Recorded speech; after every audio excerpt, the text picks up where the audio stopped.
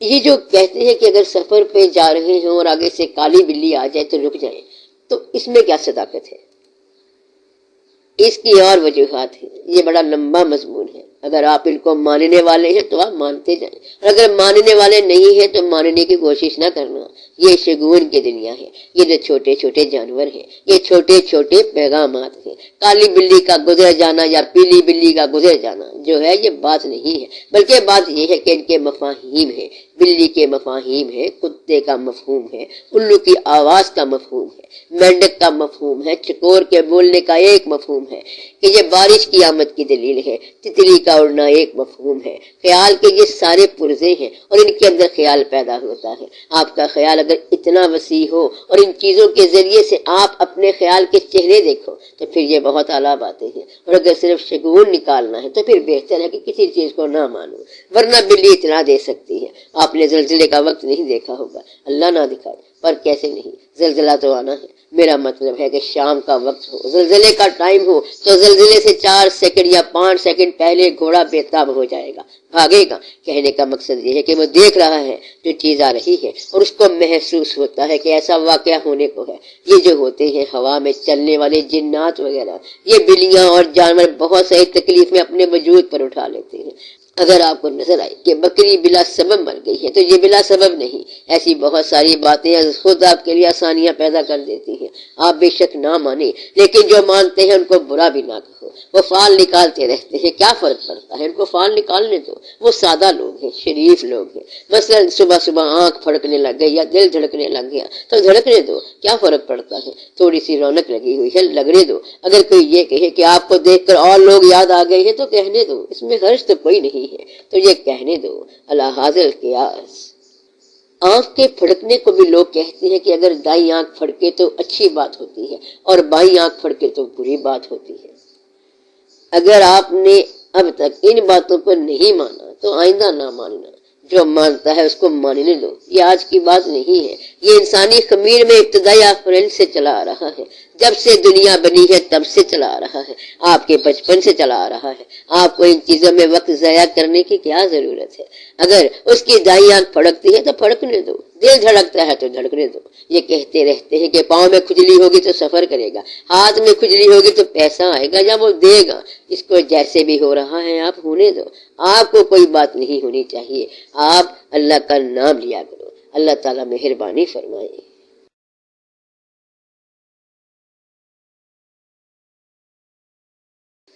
شرک نمبر 1 یہ ہے کہ عبادت کے عمل میں اللہ کے علاوہ کسی اور شے یا کسی اور ذات کو بجائے عبادت سمجھنا شرک ہے۔ کلیئر ہو گیا؟ یعنی عبادت میں معبود کے علاوہ کسی اور شے یا کسی اور ذات کو بجائے عبادت سمجھنا جو ہے یہ شرک ہے۔ سماج کے لیے عابد کہلانا یا عبادت کرنا بھی شرک ہو سکتا ہے۔ نیک مشہور ہونے کے لیے عبادت کرنا شرک ہو سکتا ہے۔ فارمولے کی نماز پڑھنا شرک ہو سکتا ہے۔ کچھ فقیر تو یہ بھی کہتے ہیں کہ شریعت کی نماز پڑھنا بھی شرک ہو سکتا ہے، اس لیے نماز پڑھنی ہے تو خدا کی پڑھ، یہ کہنے والے کہہ سکتے ہیں، تو یہ بھی شرک ہو سکتا ہے۔ حضور پاک صلی اللہ علیہ وآلہ وسلم کا ارشاد ہے کہ میری امت جو ہے یہ شرک نہیں کرے گی کیونکہ یہ بت نہیں بنائے گی۔ آپ کے ہاں بت بنانے کا شعور خدا داد نہیں ہے کہ بت بنا کے اس کی پوجا کریں۔ آپ صلی اللہ علیہ وسلم نے فرمایا کہ ایک شرک سے تم بچ نہیں سکو گے، تمہارے لیے ذرا مشکل ہوگا، تم پیسے کو معبود کی جگہ رکھ بیٹھو گے۔ اس بات سے بچنا۔ جس زمانے میں کیمل ڈرائیورز کو، ساربانوں کو اسکائی اسکریپرز مل جائیں تو وہ زمانہ ایسا ہوگا جس میں پیسہ لوگوں کی پرستش میں شرک کا امکان پیدا کر سکتا ہے۔ یہ کیسے کرتا ہے؟ یہ نہیں کہ آپ پیسہ رکھ کے اس کی ورشپ کرنے لگ جاؤ گے، بلکہ پیسے کی زیادتی کو آپ اللہ کا فضل سمجھیں گے اور پیسے کی کمی کو آپ اللہ کی ناراضگی سمجھیں گے۔ تو میں بتا رہا ہوں کہ یہ ہے اللہ تعالیٰ کو اللہ تعالیٰ کے علاوہ کسی بات میں ماننا یا نہ ماننا شرک ہو سکتا ہے۔ شرک جو ہے وہ اللہ تعالیٰ کے ساتھ ہو نہیں سکتا، کیونکہ اللہ تعالیٰ نے کہا ہے کہ شرک شرک نہ کر، تو ہم اللہ تعالیٰ سے پوچھتے ہیں کہ آپ جیسا اگر کوئی ہو تو شرک ہو، جب تیرے جیسا کوئی ہے ہی نہیں تو شرک کیسے ہو سکتا ہے؟ تو ہو ہی نہیں سکتا، جو کچھ ہے ساری تیری مخلوق ہے، تو خالق ہے، کوئی تیرے جیسا ہو تو شرک ہو، تیرے جیسا کیسا ہو جو نظر نہ آئے، جو سامنے بھی نہ آئے، جو صرف میرے خیال تک تعلق رکھتا ہو، حسن خیال کا نام ہو، اور یہ دو نہیں ہو سکتے، دو حسن خیال نہیں ہو سکتے، حسن خیال ایک ہوتا ہے، خیال کے جلوے دو نہیں ہو سکتے، گویا کہ اللہ تعالیٰ جس مقام پہ ہے اس مقام پر شرک کا امکان ہی نہیں۔ جب بھی کوئی معبود بنائے گا، نقلی بت بنائے گا، تو وہ تو نظر آنے والا ہوگا، اور اصلی اللہ نظر نہ آنے والا ہے۔ وہ چیزیں جو نظر آنے والی ہوں ان کی تو ہم عبادت نہیں کر سکتے، لہذا شرک جو ہے یہ ناممکن ہے۔ لیکن اللہ بار بار کہتا ہے کہ شرک نہ کرنا، تو پھر راز کیا ہوا؟ شرک کا اصل خلاصہ یہ ہے کہ کوئی ایسی بات جو حضور پاک صلی اللہ علیہ وآلہ وسلم کی فرمائی ہوئی ہو، اس بات کے مقابلے میں دنیا کے کسی اور فارمولے کو بہتر ماننے کی تیاری ہی شرک ہے۔ شرک اللہ کے حکم کے علاوہ نہیں ہے، کیونکہ معبود تو تم بنا نہیں سکتے جو ایسا ہو جیسا اللہ ہے۔ جو کچھ اس ذات نے فرمایا، یعنی حضور پاک صلی اللہ علیہ وآلہ وسلم کی ذات نے فرمایا، اس علم کے برابر یا فوقیت میں کسی علم کے امکان کا ہونا ہی شرک ہے، اور اس شرک سے بچنا بڑا مشکل ہے۔ اللہ کا شریک کیسے ہو سکتا ہے؟ اللہ کے دین کا شرک ہو سکتا ہے۔ تو میں نے کیا بتایا، اگر آپ کو پتہ چل جائے کہ یہ حضور پاک صلی اللہ علیہ وآلہ وسلم کی بات ہے، اور آپ یہ کہیں کہ اس کے علاوہ بھی زندگی کا فارمولہ ہے، تو یہ شرک ہے۔ کوئی اور نسخہ آپ صلی اللہ علیہ وسلم کے علم کے برابر جج کرنے کی تمنا شرک ہے۔ بس آپ وہاں پر اپنی دانائیاں سسپینڈ کر دو۔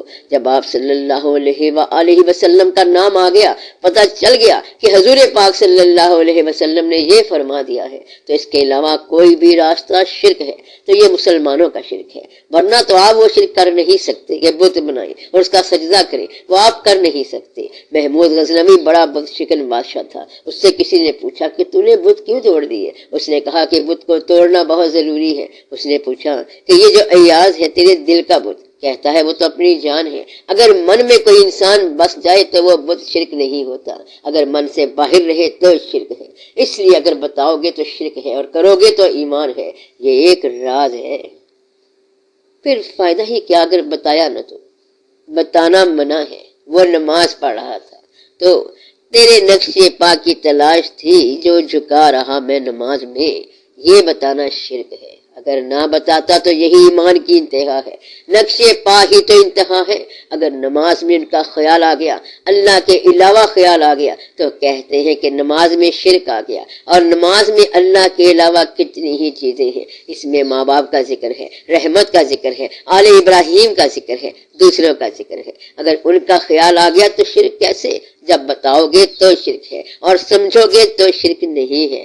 جس طرح ناپاکی کا اظہار ناپاکی ہے، اور اگر ناپاکی مخفی ہے تو یہ ناپاکی نہیں ہے۔ ہر وجود ناپاک ہے، اگر ناپاکی کا اظہار ہو جائے اور اگر مخفی رہے تو سارے ہی پاک ہے۔ مخفی جو ہے وہ پاکیزہ ہے، اور اگر مخفی نہ رہے تو یہ ناپاکی ہے۔ اس لیے شرک جو ہے یہ اظہار کا نام ہے، ورنہ شرک کوئی نہیں ہے۔ شرک کوئی نہیں ہوتا۔ شرک کیسے ہو سکتا ہے؟ تب ہو سکتا ہے اگر کوئی اس کے برابر کا ہو، تو ڈھونڈ کے دیکھ لو کہ ایسا بندہ یا ایسی ذات مل جائے جو شرک کے قابل ہو، مگر کیسے مل سکتا ہے؟ کوئی اس قابل ہی نہیں ہے۔ یہ کہہ دینا کہ تیرے برابر کا کوئی تھا ہی نہیں کہ ہم شرک کرتے، یہی ایمان ہے۔